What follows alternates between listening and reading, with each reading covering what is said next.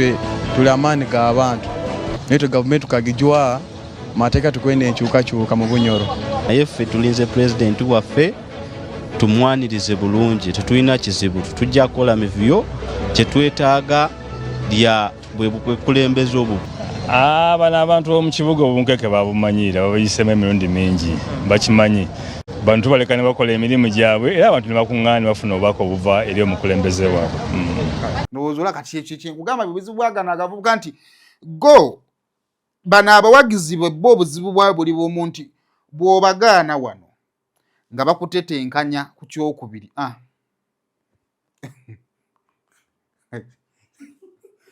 Ngamba wano teweetaaga kuba w'amagye kufuna akadeeyo ako, teweetaaga kubeera mugagga nnyo.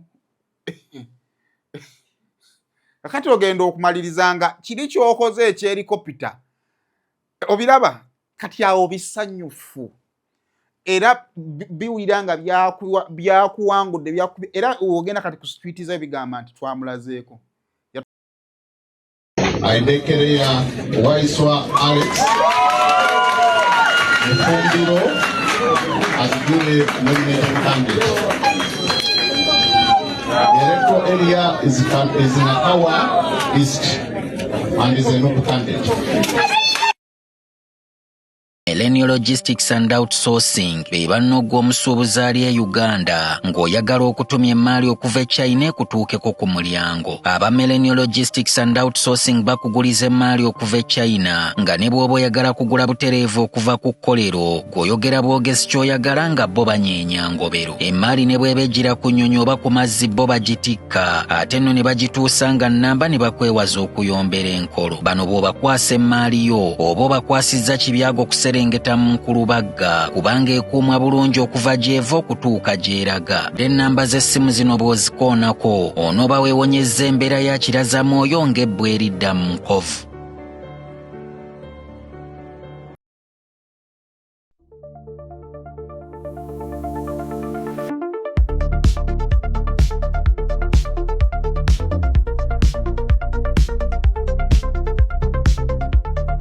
Shona gyosinzira okubanga totulaba subscribinga ku mukutu guno okusobola okubanga tofuna videos zonna eziweetaaga.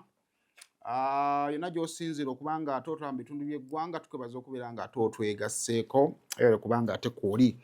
Kale kkiriza mbere nga ate nkutegeeza ku banafu ba Truth Media Academy eryo essomero lyazze kubanga ate libangula ggwe ate atulaba oyinza oba weetaaga ka part time job, oyinza okuba onoonya mulimu, oyinza okuba oli w'eggwanga ng'olina brother wo olina sister wo naye nga atudde waka nga bw'okyagenda masukula nga tonoonya omulimu basobola okugenda bakusomesa ate n'obaako part time job gye weekolera. Kikyengezaako okutegeeza nti tusobola okuyigiriza omuntu okuvuga drone.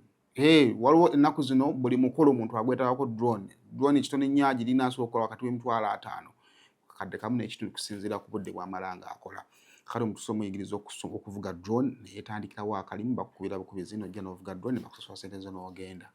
Abagala okuzanya film, abagala okuzanya movies, tusobolera ddala okuba nga tukutendeka production team yo ku ngeri y'okukola ebintu ebituufu, kukwata kamera ennungi, kola sound omulungi, okukola lighting ennungi, Truth tusobola okuba nga tukuyambako n'ebintu ebirala bingi nnyo. Web designing, animation, graphics, editing, okugattagatta ebifaananyi byonna tujja kukuyambako ku namba ey'essimu okusobola okuba nga ate ebisingawo bitegeera. Nana Herbal Mouthwash amannyo gaba gakuluma olira side emu ebyo by'ebinyoga bisanyalaza amannyogo nana wali okubeera nga atakuyamba. Tukutegeeza nti nno genda mu drug shops, genda mu supermarkets, genda mu pharmacies ojja kubanga omusangayo abali bwe lw'eggwanga osobola okutuma omuntu n'amukuleetera bano ogenda mu outlets awali products z'Abannayuganda nana mwali. Waba taliiwo enamba z'essimu ku screen ezo osobola tukubirako okusobola okudirectinga okukubulira wa watuufu osobola okuba nga ate omusanga. Kale internet ya Airtel Airtel Unlimited Extreme Internet gye tukozesa oyagala okukozesa internet etakutuka etasuula network ate nga nnungi tukutegeeza nti internet ya Airtel gy'oba okozesa. Kubira Keith ajja kujja okuba nga atakuconnectinga awo wooli ebisinga biri nga tebikutambulira ddala bulungi. Nkwaniriza ate mu update ey'olunaku olwaleero mwe tutunulira tuli mu biseera bya kaluluso tutambulira nnyo mu mawulire ageetooloolera mu kalulu so bye tuba tukolako on a daily. Olunaku olw'ejjo twabaddewo, mwebale okubanga show yaffe mwagirabye. So n'olwaleero we are here. So okutandikirawo abaagala okumanya ba candidate summit gye bagenda okubanga batambulira olunaku olwaleero. Mugisha muntu agenda kutambulira kakumiro ne Kibaale gyagenda okubeera. President Yoweri Kaguta Museveni agenda kubeera Lamuwo, Gulu City agenda okubanga atambulira. Kasibante owa NPP agenda kubeera Sembabule. Munyagwa ali wano mu Makindye. Robert Kyagulanyi Ssentamu yatandise dde okutambula ali Hoima ne Hoima City. Ate Mabirizi ali Mukono. Frank Buliira alera awummudde. Bale Buliira yajja mu Kalunga Mukoowu.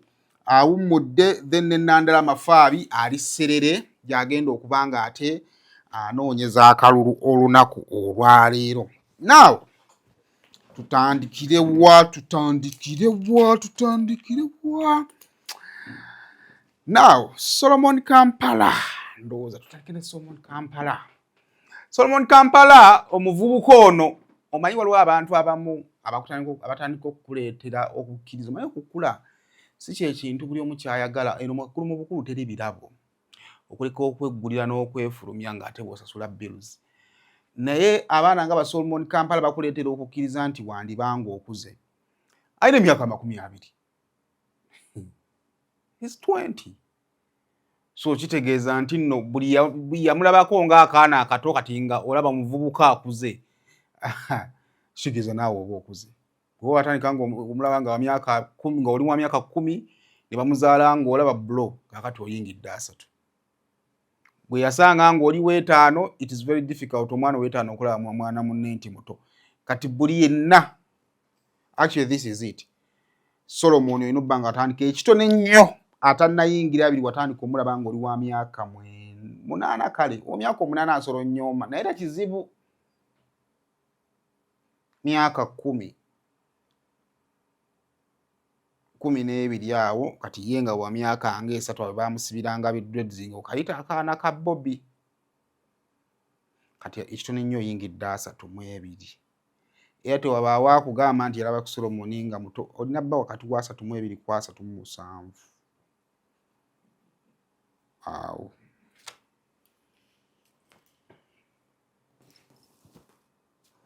Kuba omuvubuka wakati wa myaka 2. Now Solomon Kampala ndowooza eyo gyali mu America. Aleka musomi wa bitabo. Kakati yatwala obudde n'agenda n'asoma ekitabo ekyawandiikibwa retired omuwummuze mu magye ne mu bulamu. Retired Major Kazola. Retired Major Kazola omukulu oyo gw'olaba ye yawandiika akatabo akamanyiddwa nga Betrayed by My Leader. Ke katabo ako bakayita Betrayed by My Leader, The Memories of John Kazola. Era nga akatabo ako yakafulumya omwaka gwali gwa 2023. Unfortunately ate 2025 April nga 20 April guno omwaka ate Mukama n'amuyita so n'afuuka omuwummuze w'omumagye ne mu bulamu obw'ensi eno. Kakati Kazola ono yali mulwanyi mu lutalo olwayita gavumenti eno mu buyinza mu mwaka gwa 1980. Era yali mu LRA. NRA Resistance Army yakoni. NRA National Resistance Army. Ya President Yoweri Kaguta Museveni eyajjamu. Kakati oluvannyuma lw'okumala olutalo lw'ekyekera mu 86 gavumenti eno nejja mu buyinza okusinziira ku mukulu ono si byange John Kazola agamba nti ebyabatwala mu nsiko freedom eddembe ekyokubiri democracy enfuga eba yaki ya demokrasia mu Luganda tukirina then ne rule of law enfuga ey'amateeka ennyinga ezo 3 okusinziira ku mugenzi John Kazola agamba nti nno mu katabo ke Betrayed by My Leader agamba nti kabwejungira bwe yatuuka mu ntebe yabireka teyaddamu bigoberera. Ekyo kye kyamuleetera okwawukana naye era bw'atyo ne yeegatta ku Retired Dr. Kanokiza Besigye. Yeesimbawo ku kongomba ka parliament mu constituency ye Kashali era n'abeera ku mbaka parliament tezikisa kyali nyanga kimu. Kakati byonna bye baayitamu mu lutalo ne bye yalabanga bavudde mu lutalo yabikwata n'abiteeka mu kitabo kino, Betrayed by My Leader. Era abasomi b'ebitabo musobola okugenda mubeera nga mukikola ki mukinoonyaako. Now Solomon Kampala mu biseera by'eddembe yagenda n'anoonya ekitabo kino era byonna bye walabye ayogera lwakuba nti abantu abamu oluzungu bwe buzibu bwaffe, byonna bye walaba ayogera awo, the composition was for John Kazora, then ye ng'akozesa obwongo bwe n'okukwata kwe najja n'abirecitinga mu vidiyo eno. Kati jjukira tulina problem ya TikTok wano mu Uganda nti TikTok oli buli omu atemamu wayagala. Naye bodde mu vidiyo gyetandikirira era atandika kugamba Betrayed by My Leader by Major John Kazora. N'atandika okurecitinga akatabo ka Major John Kazora nga bwe yali akoze eki, retired Major John Kazora nga bwe yali awandiise. Kakati mu clip ze bagenda batema, of course some people started making comments. Era nga ezimu ku comments ze commentinga kwekwa otugamba ki nga gwolina mulakizalo oli bweru wa ggwanga bw'oba beeyogera oli byaddala komawuwa e Kampala no okola ki obyogerera. So now some of those comments zezimu promptinga ate okukomawo ku phone call interview yakoze n'omukulu Mordecai Muyisa. Kakati mweno eyalabye kati ate eno oba yawulira eddoboozi lya Solomon in this interview. Now this is Solomon nti babadde bamubuuza ngaddamu. Kati if you're to judge Solomon anywhere, maybe you're Solomon judginga by this interview. The only judgment you're okukola ku Solomon mu interview yasoose oba mu video yasoose ekisooka the ability to read and understand ate nannyonnyola abantu kimu.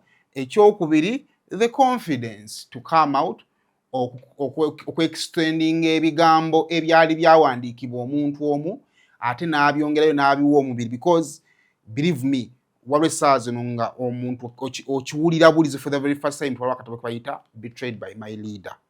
Kati okujja n'aleeta ebigambo bya Kazola n'addamu n'abisoma n'abitegeera ate n'ajja n'abireetinga n'embeera nga bwetambula essaawa zino, that is also plus that you could give him. Now oluvannyuma lwa reaction yammwe gye mwakoze akola interview ne Mordecai Muliisa, Mordecai mwe yamubuulizza ebibuuzo ebyenjawulo.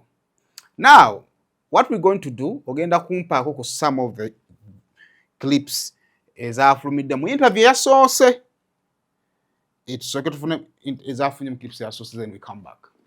When Museveni came into power in 1986, Ugandans celebrated. They thought that the tyranny was over. Songs of freedom filled the air, but the honeymoon was very short-lived. Shortly after, all political opponents to Museveni either disappeared or were incarcerated. Let's speak facts.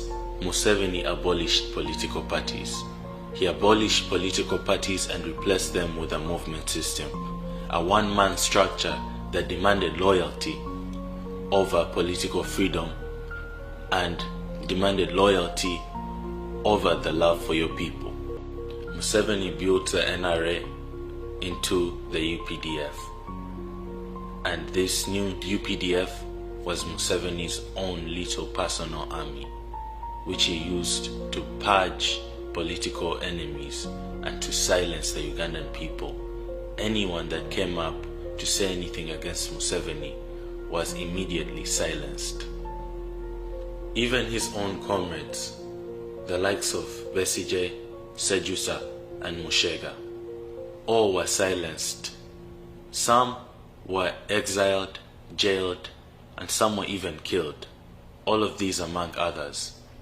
These were the tactics that Museveni used to intimidate and silence. So that is it. Now, bwe yazze mu interview ey'okubiri, Mordecai n'amubuuza ebibuuzo bye ebinayagadde.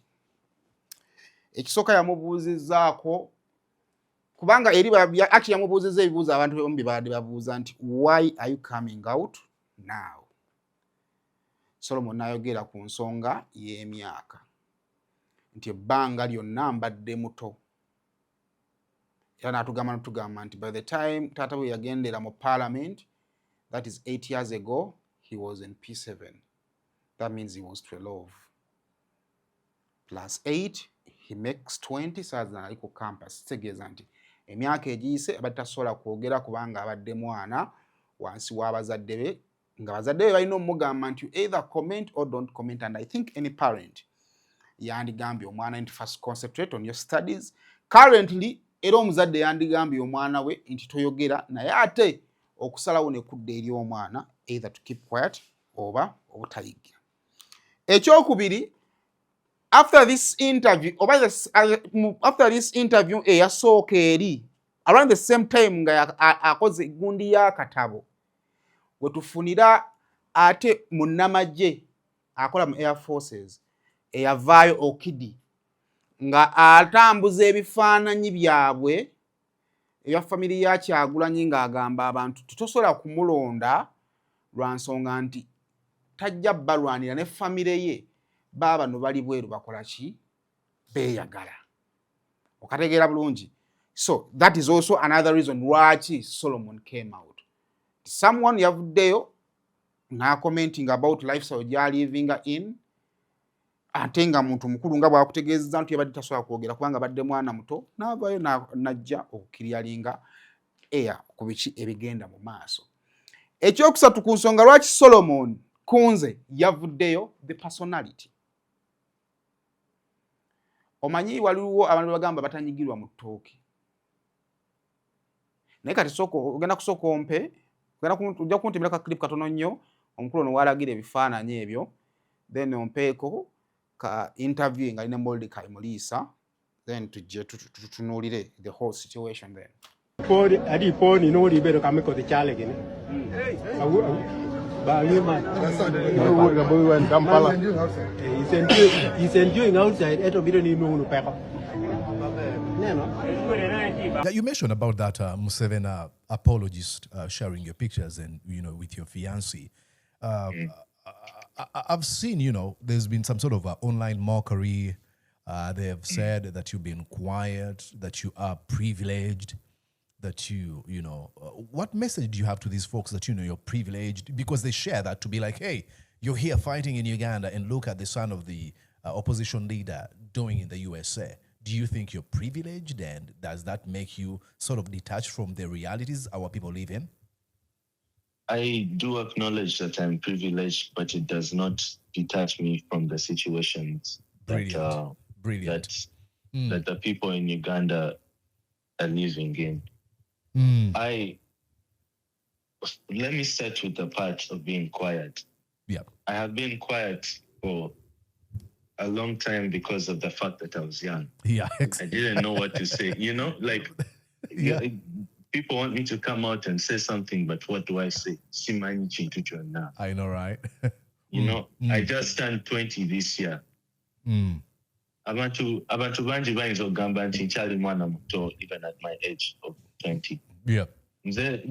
In America sisobola kunywa mwenge.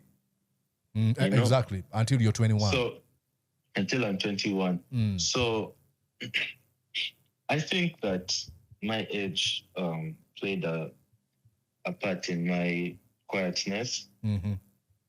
And don't worry, guys. Since you're complaining that I've been quiet, I'm now no longer quiet.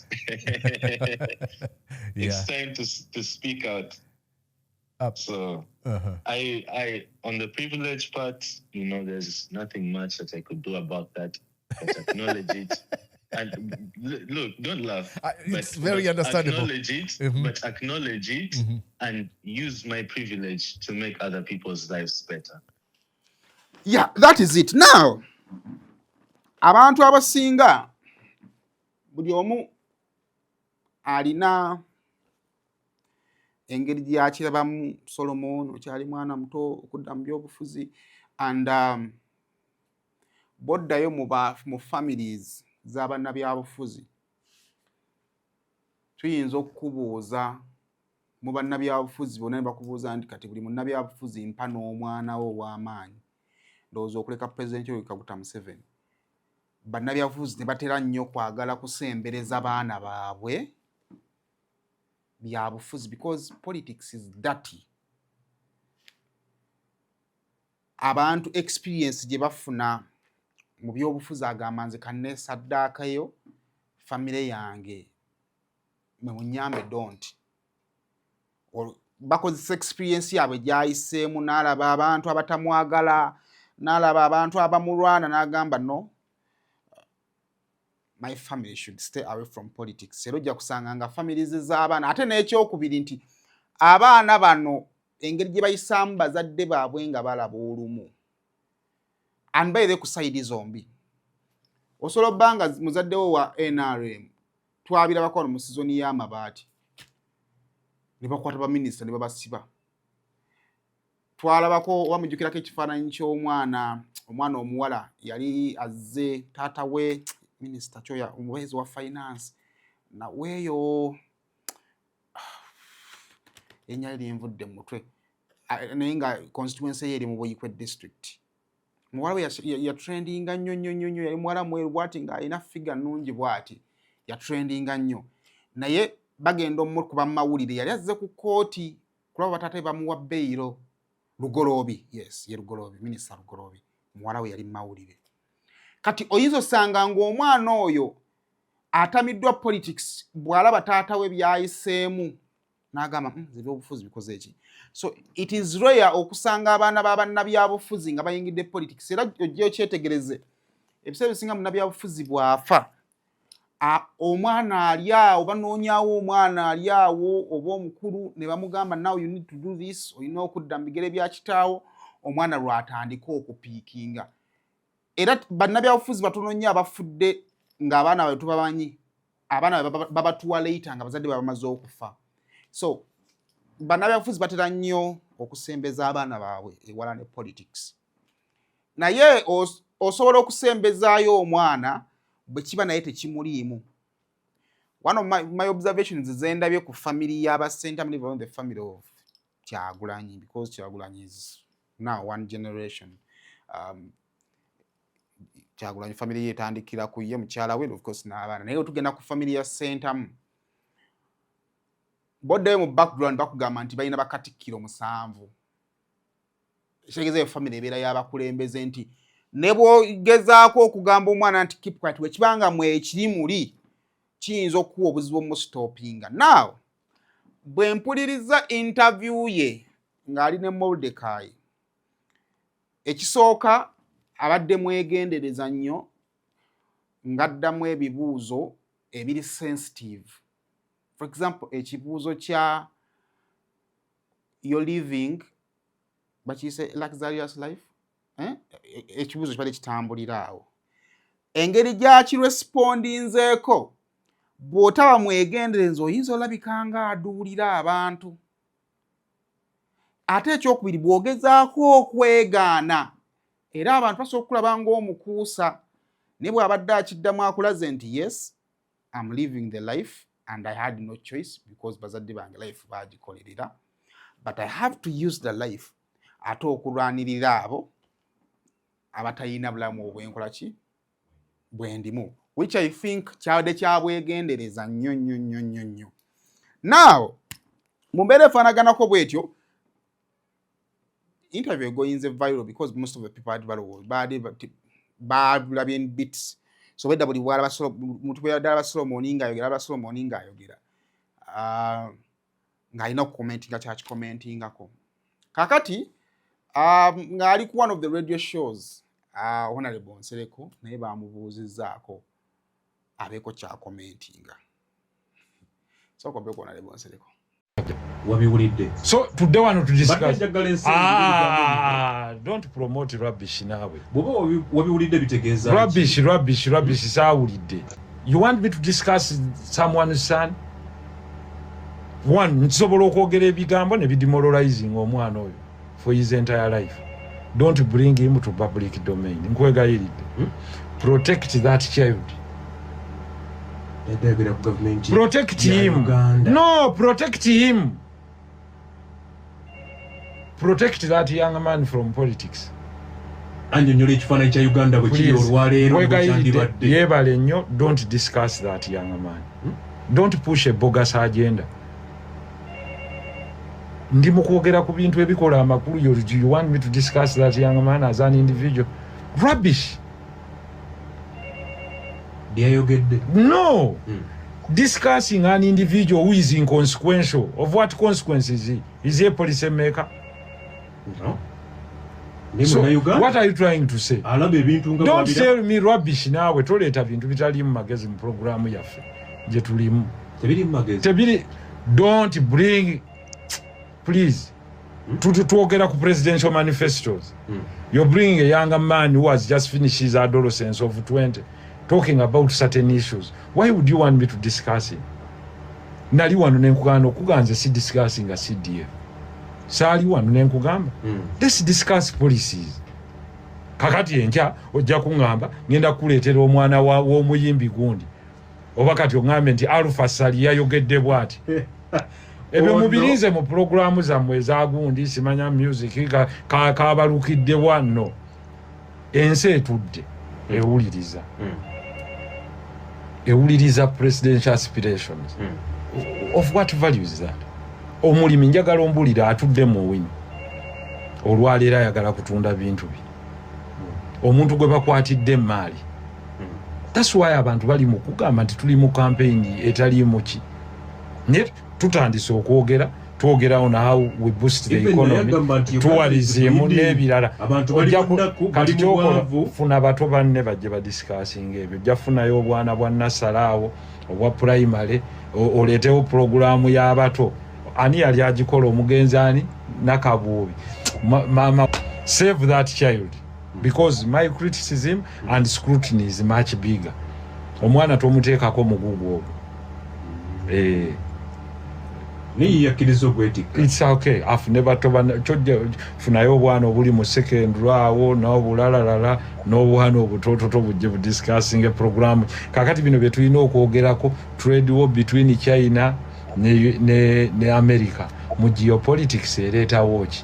The strength of the shilling now versus the dollar. How do you improve household income? Omulimi ali eyo alinda dryer. Okuimproving income ye. Ng'omuteerako message era omuntu ajjako bujja radio. Nakakati bulira bye bazzeemu. Yayingidde mu kyatategeera. Saagala kwogera muleke. Save the young man. He's our child. Oyo mwana waffe. Save him. Ampuliriza tuli ku radio mwana waffe it cannot be good. Radio 8. At my level it's not good nkubulira. Save the young man. No intellectual sako gyaba ayingiddemu nnene nnyo. Kyovola bano omupiira bateekayo under gundi under 30.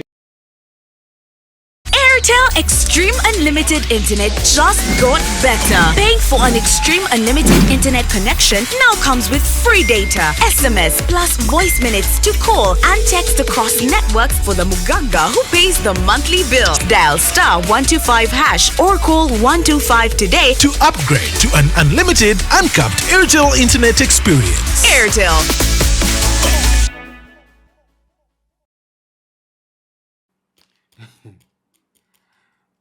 Abantu abasinga bagamba nti Honorable Nsereko alina obukyayi ku famire yonna. Lwaki abantu balowoozezza bwe batyo? Kati nno nze njagala kwawokanako ku mmwe. Honorable Nsereko mutuufu. Tosobola kuyita Honorable Nsereko in an interview to comment about Solomon. Ekikyamu kyokka ku Honorable Nsereko bye bigambo. Oba ntegere nti ebigambo oli ayinza okulowooza nti byayogera abiwerekereza muki mwana. Kubanga it is either way, either obiwerekereza kubuuza oba obiwerekereza gwe bakubuuzaako. Naye obuzibu otandise okufuna mu Uganda buli bwe buti. nti ebintu mu Uganda biganya okukyuka naye ate abantu bakyuka. Mu kukyuka abantu abo batandise okukula. Wali bwe nakutandikidde nti ono omwana ekyamazima muto kubanga twalinga tusoma nga naffe tukkiriza nti ono omwana muki. Naye kati akuze awulira atuuse okukomentinga ku bigenda mu maaso mu ggwanga n'okukomentinga ku bali mu ggwanga. Katugera tuuka tayimu nga mu bulamu obwa bulijjo you can't Honorable Nsereko singa akomentinga ekirungi ekikyamu kubanga togenda mugamba ku komentinga ekirungi bulungi bw'abaako ensobi gy'akwata Solomon buli majja mugamba olaba abasajja abakulu balina emitima ebi ku baana abato.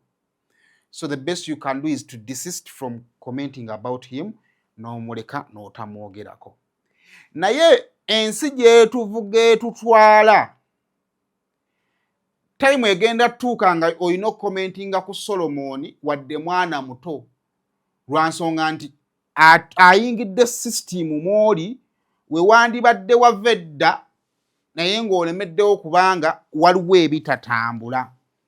System ya Uganda kati eringa ennyumba eyajjula nga abava ebweru bangi naye munda wajjudde kuba tewali mulyango gufulumya. Kaakati guno omulyango oguyingiza gwo tegusosola ani gwe guyingiza nga gusinziira kwali munda. Gwo buli agukonkonako gumuggulira n'ayingira. Naye ng'ate ku baasooka okuyingira tebakkiriza nti no bandibadde baasosietinga ne bano abayingira essaawa zino. Kakati nze point ya Honorable Nsereko obuta commenting about Solomon kunze nti awulira teyandi commentinze ku bigambo bya Solomon, which I think it is true ansonga nti bw'ogenda ku background ye n'engeri gy'adaakolamu ebyobufuzi bye singa akomentinga ekintu ekiyinza okuba nga kiri negative public eyinza obutamugula kati n'asalawo n'agamba asigenda mu commenting. But the problem was maybe ebigambo bye yakozesezza ng'agamba nti sosa mu commentingako bye biyinza oleetera abantu okulowooza ekyo mwe kyemukola ki kyemulowooza. But that is it. Naye ngamba kweyo ensonga there is something kye nalabyeko kirina ekirungi n'ekibi.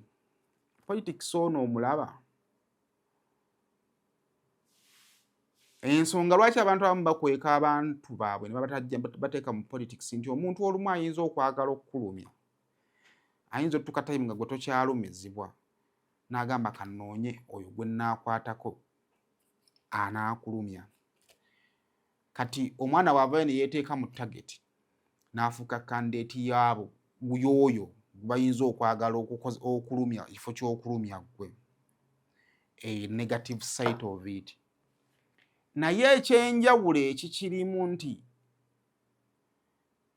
tubadde wano mu byobufuzi nga ne bannabyabufuzi abamu ne bakyala baabwe tetubalabangako. Era paka nakati bannabyabufuzi ab'amaanyi naye nga mukyala wo omutuufu tomumanyi nga bakugamba nti ndeetera ekifaananyi kya mukyala gundi naye nga ate munnabyabufuzi mu bwannabyabufuzi bwe munene. Generation ya Kyagulanyi tusaa Katonda atuwa obulamu ng'akyakola ebyobufuzi bye tulabe kinaggwa kitya. But ebyobufuzi bye abikoze around his family nga nayo eri involved. Sisobola agamba nti kyekisembayo okubeera ekirungi naye kyanjawulo. Njagala otunule leero tutandisa nomination, njagala otunule ku bakandidate bagenda okujja okwewandiisa. The best candidate kyasobola okujja nakyo mukyala we. Njagala ondete bameka bagenda okujja n'abaana babe okka abaana bali ku masomero naye ate waliwo n'abakuze alina abaana balina obbanga bali ku universities. Why? Oli akimanyi nti ayinza okuba nga munnabyabufuzi naye ng'enkola ye ey'emirimu si ntuukirivu ng'akimanyi pressure emuliko eyinza okumuvaako n'egenda eri abaana be n'agamba muze mundeke mbeere shield ntobe n'ensi yange ntobe n'ebintu byange nga bikola ki nga bwe biri. So politics we wanjawuloko nti ye mukyala kuba ne babi yatali mu politics naye kati naye ennaku zino atandika okukola political statements. so we are yet kulaba kiyinza kuggweerawa kiyinza kutambula kitya naye for him akikoze kyanjawulo tekibaddeewo mu ntambuza y'ebyobufuzi mu ggwanga. So ekyo nno bwe kiri, that is Solomon Kampala for you. Naye nge twatandikidde betrayed by my bakayita akatabo betrayed by my leader ke katabo akawandiikibwa John Kazora, osobola okanoonyaako ate nawe n'okwosomerako n'olaba oba osobola obbaako by'opiikingamu here and there. Kale kaakati awo njala tuveewo, kaakati olunaku olwaleero, amakya g'olunaku olwaleero tukeeredde nno mu kabenje. Waaki eno ngikoze, it is a special one. Abannanga abavuga mwegendereze. Kaakati okusinziira ku biguddewo, emmotoka ezisoba mu 4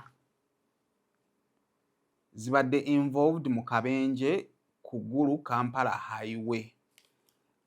Statement ya isokope ku statement. Jesus Christ.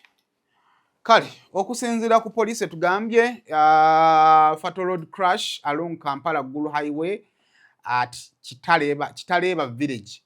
Nibatugamba nti 63 people have been confirmed dead and several others injured in a road fatal crash that occurred today, 22nd October 2025, sawa zibadde mukaaga ez'okumakya at Chitaleba village near Asili farm along the Kampala Gulu highway.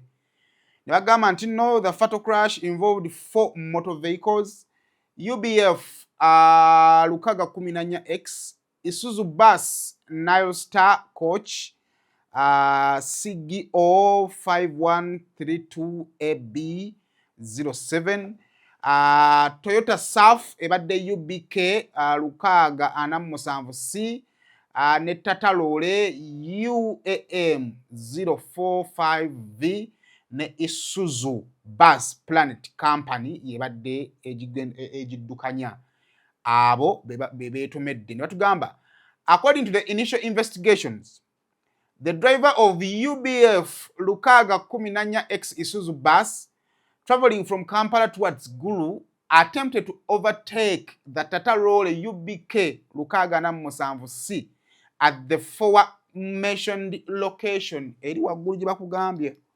Stimulously, the Isuzu bus UAM 045V traveling from opposite direction was also attempting to overtake Toyota Surf. Akabenje mukalabye. Eno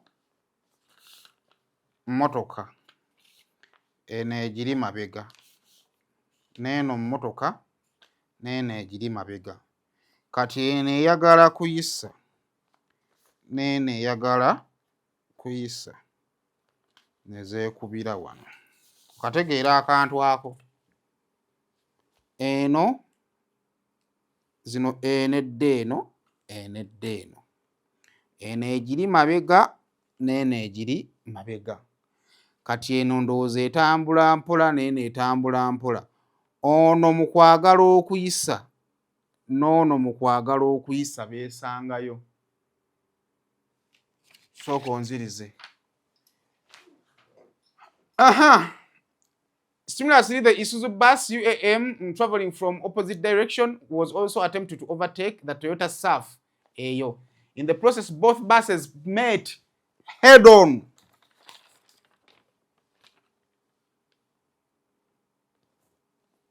Zeekubye muki?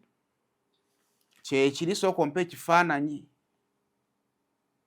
Njagala ompe waliwo ekifaananyi kibaddeko baasi nga muganda wange yonna eye. Jjukira bw'oba oyisa olinnya.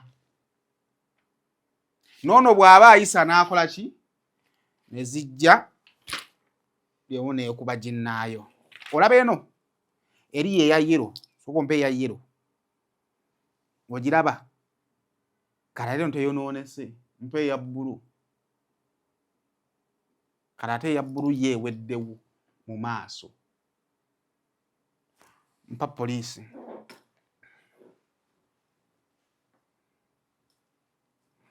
In the process, both buses met hold on during the overtaking maneuvers. One of the drivers swerved in an attempt to avoid collision, but this resulted into a head-on on the side. On the side of what? On the side collision, causing a chain reaction that led to other vehicles losing control and overturning several times. As a result, 63 people lost their lives, all occupants from involved vehicles, and several others sustained injuries. Ate jjukira wano oyagala kuyisa kakati mwina kwekubira wano mu kwagala okuziza ate kati oyina nnoonya zino z'obadde oyina okwagala okuyisa kakati mu kwagala ne zino okwerwanako we zeevunulidde eziri ebbiri kitegeeza nti wala akamuntu kawe kabadde akebbali kifaananyi sikikuwadde okalaba kati bano jjukira bali ku sipiidi kati bo bano ekibasse kwekanga kuva ku kkubo okitegeera kakati sooka ompe wali ku kiwandiiko kya poliisi. Okay, the police arrived at the scene promptly and transported the injured to the Chiriandongo Hospital and other nearby medical facilities. The body of the deceased were conveyed to the same hospital mortuary for post-mortem and identification. As the investigation continues, we strongly urge all motorists to exercise maximum caution on the roads, especially avoiding dangerous and careless overtaking, which remains one of the leading causes of clashes in the country. We extend our heartfelt condolences to the families of the deceased and we wish a quick recovery to the injured. SPK Kananula Michael Natnategeza.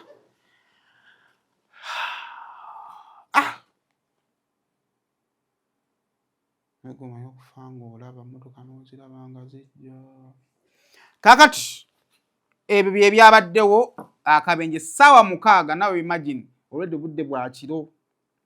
Kakati omukulembeze w'eggwanga bw'alabye ebyo ebiguddewo ng'ayita mu maanyi agamu we bassemateeka gwakyakutte n'atuteerayo ate post ku mutimbagano gw'ogirinawo.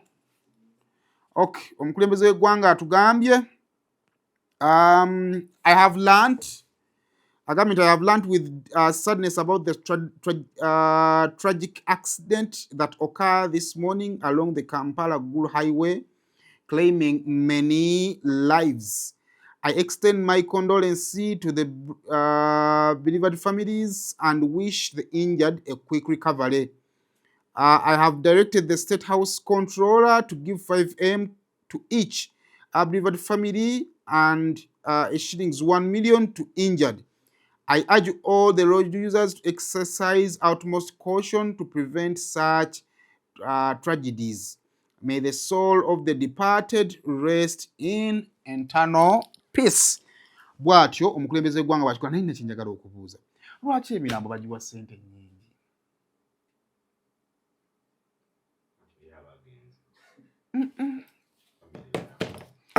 Pulezidenti akantu kano kakyukemu.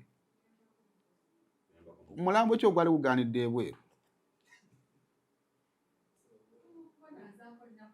Teri nnaku omufu aba agenze. Ono omulamu ono. Kantu ako kakyannemye otegeera. Akakadde akamu ku mulwadde obukadde obutaano. Ekisooka obukadde obutaano butwawulamu nga famire. Taata omukuzo oyo abajja mu makooti agatabatuuka babubba. Nze nalayira ofiira ku mukuzo oyo alijja mu kooti ennene nga simumanyi. Neefiiridde ng'odda kuteregerera obwana bwange. Naye kale twebaza omukulembeze w'eggwanga ate olw'okubeera nga sapooti etuuse naye nze kaako kakyagaanya okunnyingira. Naye kale bale mwongere okuvuga obulungi naddala tuli mu season ya campaign. Mukama mulungi tetunnafuna nnyo buzibu mu campaign.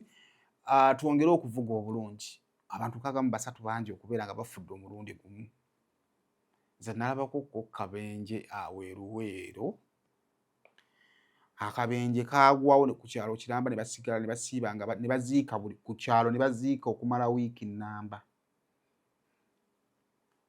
Taxi yagwa mu kimotoka ky'amanda ekyakifiiridde mu kkubo. Kati awo mu taxi ndowooza waafiirawo abantu nga 7 on sport, ndowooza abantu nga 4 ne bagenda mu ddwaliro ne wawonawo abamu. Kati taxi because yali yeevunyizevunze bweti owaaloole oba yali atamidde oba yeekanga bwekanzi bantu, ate najja n'alinnya bano abaali bataasa n'abafuna abaddamu. Kati bonna abo be yalinnya abo baalinga mu 30 abaali manyi abantu b'omu kyalo balina poliisi bwe bajja okutaasa mu kabwe basooka kukuba bafu cheeke akutaasa bakkebera mu nsawo. Kaakati nze naakera kabenje omusajja kasa yajja okutaasa n'alaba omugaati n'agamba asooke ntwala omugaati ewaka. Kaakati abo ng'abantu 30 abaali bazze okutaasa balala bali mu kunoonya mu nsawo z'abantu. Omuyaye naye n'abatta bonna n'emirambo n'agiddamu. Kati ekyalo kyonna ng'osobola omumanya nti wano owulira nga bakaaba wano enkya nga bakaaba wali. So that is it. Kale kaakati akalulu olunaku olwaleero mbategeezezzaako nti Robert Kyagulanyi Ssentamu ali Hoima City ne Hoima. Wiiki eno ali mu Bunyoro sub-region. Bunyoro sub-region eyo eri emu ku regions ezigenda otawanyanya aba opposition lwa nsonga nti olw'okujja kw'amafuta gavumenti egezezzaako to give back. Sigamba nti abaliyo bonna basanyufu, naye abantu b'omu byalo olumu ebibagumya bitono. Olaba osanga oli nga ekimwagaza gavumenti yeebaka ku tulo. Kati olumu bw'alaba ku luguudo lwa koolaasi, olumu bw'alaba amasannyalaze kisobola omugumya. Then bw'ogenda mu zino infras ezimu balina ekisaawe era kimanyi omupiira gwa Cranes ogudda tugenda gusambira Hoima. Omupiira gwa Cranes ogulikira okudda kugenda gubeera Hoima eyo, waliwo ekisaawe ky'ennyonyi. So there are some infras abantu abamu abatagenda nnyo deep into politics basobola okusinziirako ne bagamba okay musajja kamuwe. Naye so far ennaku 2 Robert Kyagulanyi zaabaddeyo, to me it is a success. It is a success and for me it is even beyond my expectations. Konze it is beyond what I expected. Naye ndowooza egenda mu kaluubiriza nnyo. Kaakati waliwo nga tetunnagenda awo olunaku olw'eggulo yabadde Day 2 mu Bunyoro sub-region. Jjukira Day 1 egenda okujja nga Ssaabaminisita Nabanja amaze okulagira abantu beewuwe nti omusajja bw'ajja mumutunuulire butunuulizi, mukwate ku ttama, mugende mulime, atuuke mu kibuga nga tewali muntu ayite waakole ki. Naye nganze we nabagambye ejjo ne bagamba nti ekizibu ky'agavubuka gano kiri kimu. Competition egali mu mitima. Oli bw'agula wuufa neiba waalyo nga nalyo ligenda likuba amataffaali nga nalyo ligula wuufa. Mu kyalo gy'osanga omuvubuka nga yawasalwa competition lwaki ampogganyiza nange kamuwogganyize. Kati competition mu bavubuka etandikira on that level. Kati eno ey'obukulembeze bw'eggwanga esingako businzi ti atulagira ati katugende tumulageko era ne bajja mu ki. Kati bwe bajje mu bungi kubanga ate noono naye muvubuka era naye akyali mu level eya wabadde ogamba nti no tebagenda kujja bano oguninyoko najja n'amusoomooza. Mama Nabanja alina waali ataddeko ebitangawaaza agamba kasajja kaba kankubyeho omwandaawe we nawalabiranga omupiira nga tewali kiruma kasajja kakukuba ku Stamford Bridge kusanga ku Old Trafford ne kakuba omupiira nga kiruma. Kaakati haawe gitwale nti nno yeno gye yasooka ekikuube yasooka kwa yabadde kakumi na kikuube. Kati yasooka bitundu kibinvudde mu mutwe bye yasooka tugambe nti kale ye awe. Kati home ye yabadde 10 kubanga mama Nabanja ye mbaka omukyalo wa district yaki kakati akiwulira nti omusajja bw'asimbudde okuveeho yima abantu badde bamulinze jjukira abantu ennaku zino social media is everywhere omuntu awulira nti omusajja jjeno naye maama ekibadde ku wooteri bamwaniriza looza mama Nabanja n'agamba kakati bandinkubaho omwanda ki ate nze kino nkigamba omuntu atannafuna ku buyinza gwanenya omuntu abapoliisi alina ennamba zaabwe anti twasose okulabako nga poliisi ekoze ekintu kirabika ng'ekyobuto naye nga kirowoozeeko nnyo helikopita eyo simanyi ku bantu waliwo era abaddeko helikopita ng'erandinga helikopita ng'erandinga ekitono nnyo meters kale ndowooza nga 5 okugyetooloola kizibu okubeerawo ate bw'egwa mu kifo nga waliwo enfuufu ate olumu mweyongerako n'ewala kati ekyokubiri bw'oba togirabangako engeri ekiwujja ekyo gye kikubamu oyinza obutaŋŋanga kugikola ki kati omusajja kyagikoze najja nga agirandinga okwetoola kati nga teweetaaga mazzi kugoba teweetaaga ki nga gwe wennyini gwayino yenna yalowoozezza ku helikopita okubagobera abantu oyo muyiiya wa mwaka eyayiizaako helikopita nga tugenze mu nsi y'okulemesa ne fitina thumbs up kubanga waliwo omuntu w'olina okubanga olina omumukolerayo akantu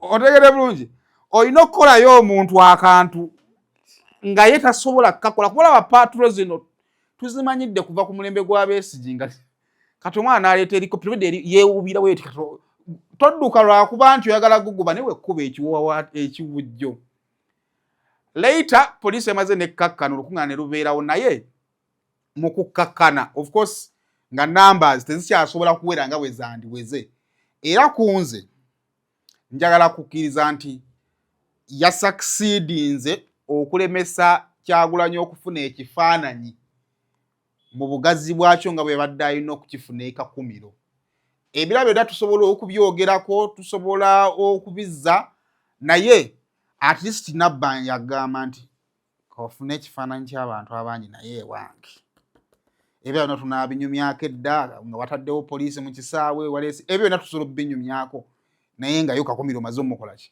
omufuluma so kompeyo katono nnyo mu kisaawe kakumiro then tugenda batukoma mugambye Mukiibi akola ekisoboka yenna okukyankalanya babakubyemu pepa sipule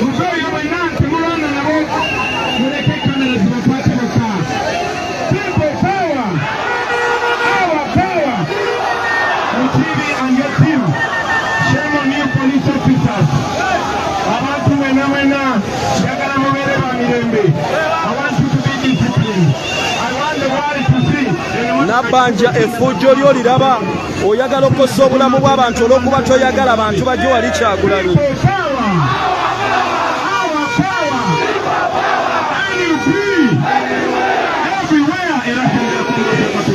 kakati baganda bange mwenna all the people in the world I want you to watch what is happening in Uganda right now. The police led by Mukiibi, we are supposed to be here. I'm a presidential candidate, but look what the Uganda police is doing. You have brought a police helicopter and you park it on our venue. We told you from the beginning we are not going to be violent. We are non-violent, we are law-abiding citizens, but we are not going to be intimidated. Twabagamba tuli ba mirembe tugenda kuma discipline naye tetugenda kubatya buli kye tukola kiri mu mateeka njagala basaba mwenna temulwana na basirikale temulwana na poliisi these are our brothers. Now kakati kiri kye nabagambye era kye mbannyonnyodde nti ekizibu ky'agavubuka gano osobola okugakuba awe ne gakulinda ku hoomu nabwo bwe buzibu bwaki kati bwe bamulemesa wano nga gagamba kati tuyinza kukolayo ki ekisobola okumulumya kafulume naye kamulumi omuki wakati wali atusinze atutaddemu helikopita kati kyegakoze bwe yabadde asimbula okuva wano gano agavubuka ne gamwalirira ndowooza kati kyenkugamba bubuzibu bwa gano agavubuka nti go bano abawagizi bwe obuzibu bwa buli bw'omu nti bw'obagaana wano nga bakutetenkanya ku kyokubiri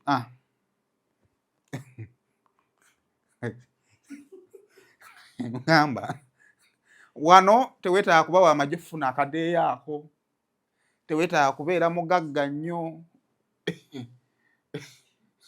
kakati ogenda okumalirizanga kiri kyokoze ekyelikopita obiraba kati awo bisanyufu era biwulira nga byakuwangudde era ogenda kati ku street ze bigamba nti twamulazeeko yatulemesezza mu kisaawe twamwaliridde kyekiri kye nabagambye nti bano abavubuka gy'okoma bakyokooza gye bakoma okubeera abayiiya kati kiyinza okuba nga mu pulaani kino tekyabaddewo kati wewabalemesezza ekakumiro mu kisaawe ne bagamba omanyi kanale tuyiiyeeyo kano kati ogenda okumaliriza ng'ekyelikopita kyandibadde ky'amaanyi nnyo naye kati ate kino nga kyekiwambye omuki omukolo so peka kiripu ako ate gye tulaba ebyaleero bitandise bitya.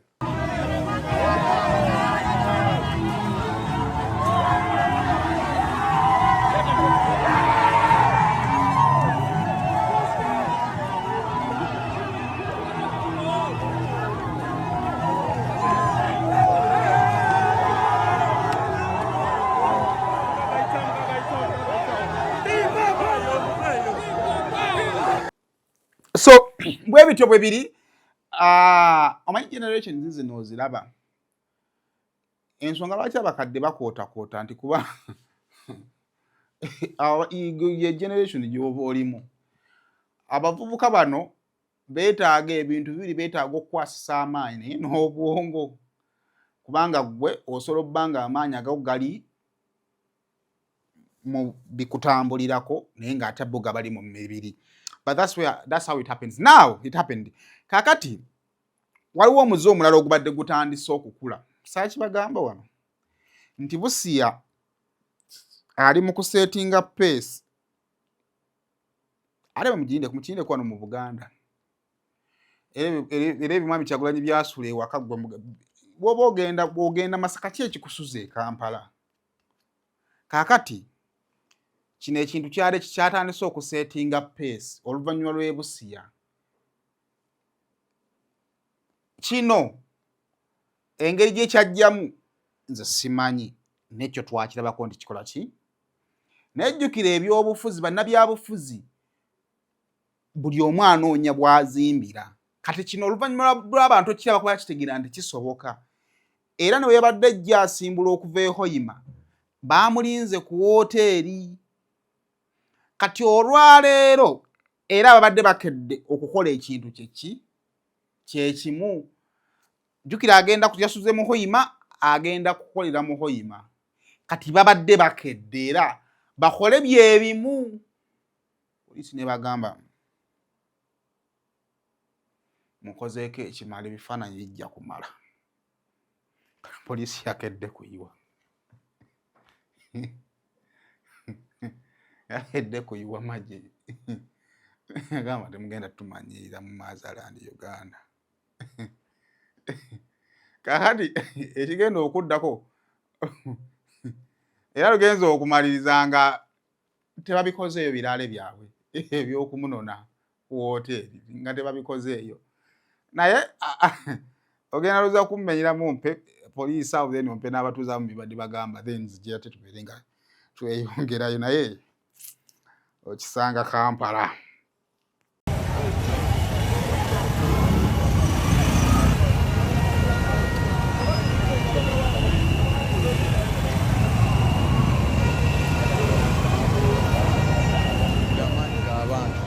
Neto government tukagijwa mateeka tukwenda enkyukakyuka mu Bunyoro.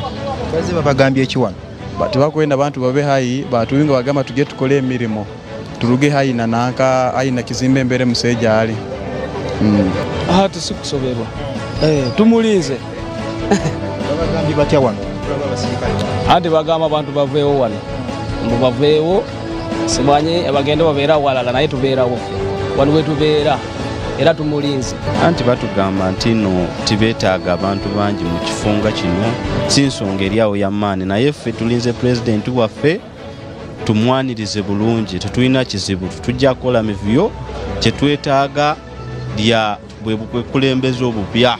Kakati omwanga ngawo olaba security ejjudde wano wonna basibwenkanya kubanga naffe tuba tugenda kwetaayaya bulungi tuba tumigirizibwa kyekyo. Embeera nga ya bunkenke mu kitundu kyammwe olwaleero. Embeera wange susse ey'omulamuzi tetumanye obunkenke buvudde ku ki. Abantu bonna tebabakkiriza kubeera wano.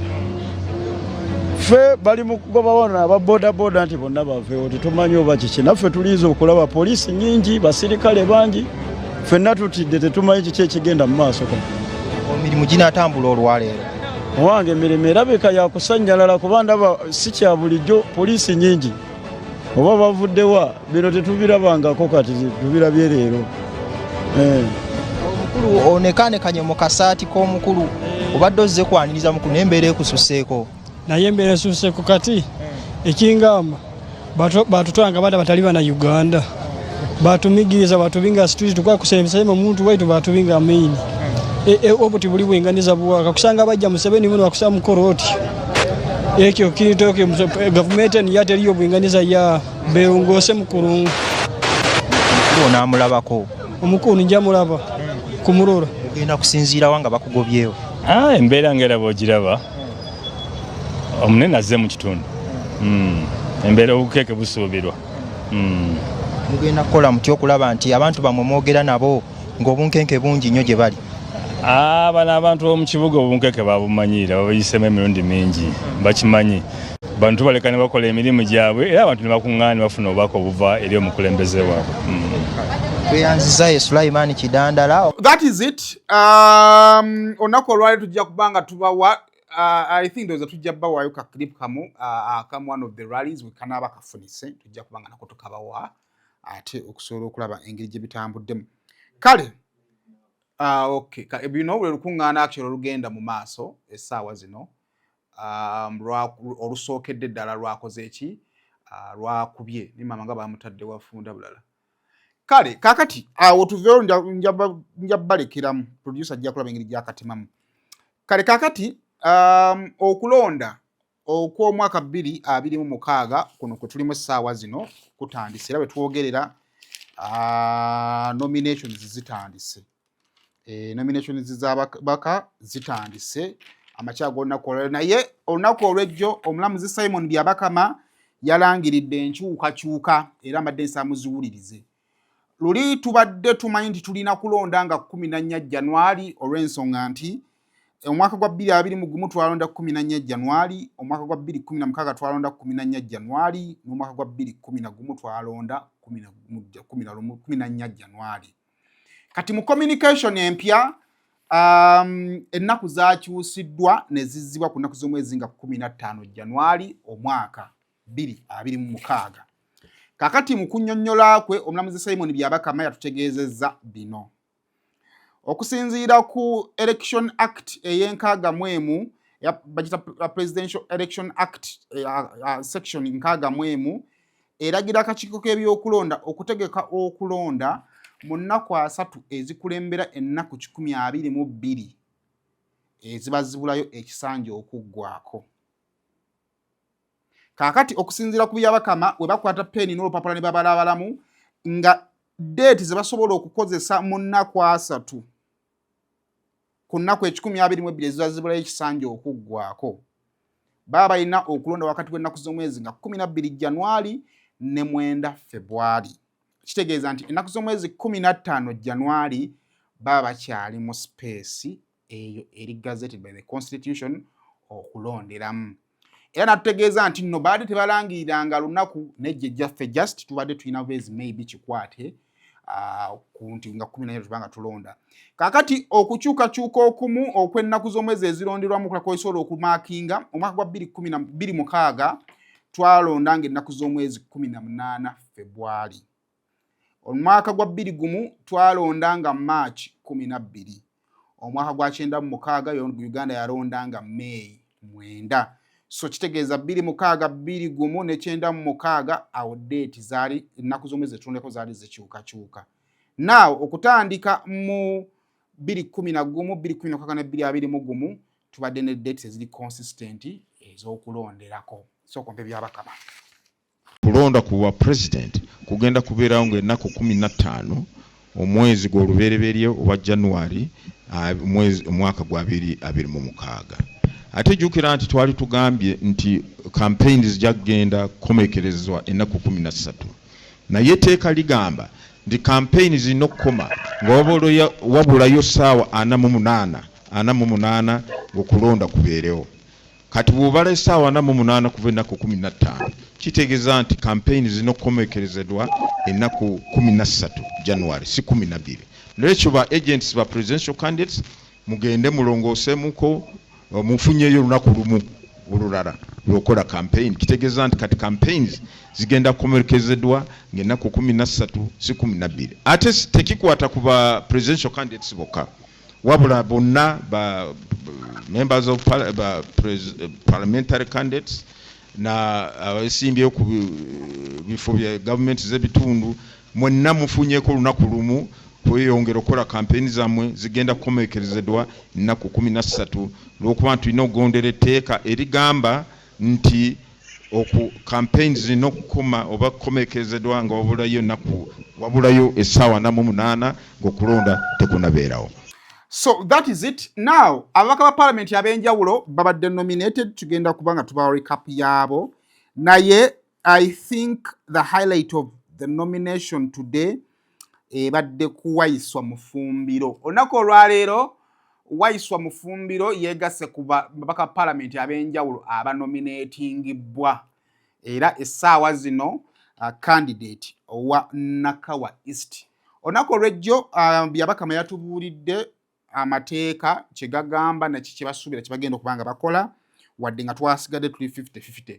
Kakati waiswa mufumbiro akiikiriddwa mukyala we omubaka wa Nakawa East essaawa zino aliyo bali mwezi ate nga yagala Kyabwa Road Mayor ne muganda we Mulabyekaawo Waswa n'abalala be babaddewo okusobola okubeera nga ate bamubeererawo okusobola okuba nga ate anominatingibwa. Ebyo byonna bibaddewo. Naye abantu abenja banominatingiddwa Zahara Lulirika Mulabyeko, Masaka w'ekitiibwa Mpuuga Mulabyeko, Alani Mulabyeko n'abantu abalala bangi. Producer nga bw'anaasobodde okubakutemera agenda bbanga bakumpeera ate nze ngenda kukwagaliza olunaku lulungi. Nja kuba nkwongera ate binaaba bivudde mu binaaba bitambudde olunaku olwaleero, but for now mubeere bulungi mweraba. Aidekereya Waiswa Alex Mufumbiro as duly nominated candidate. The electoral area is Nakawa East and is a new candidate.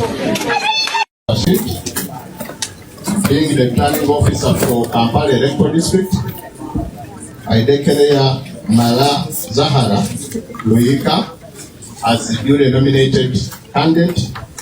The electoral area is Makinge West and is a new candidate.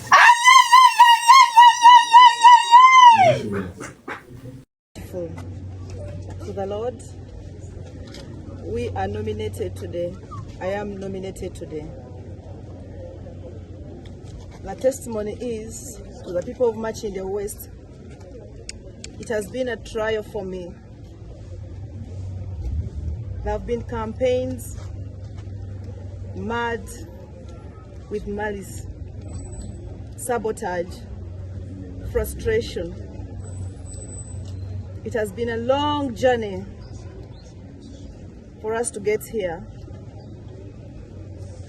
but we are here.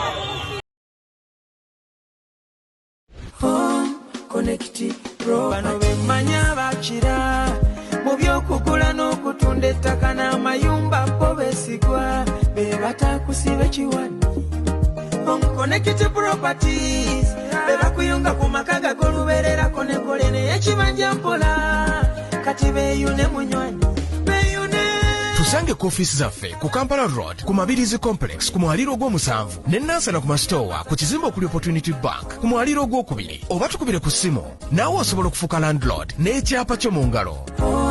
Connect Properties.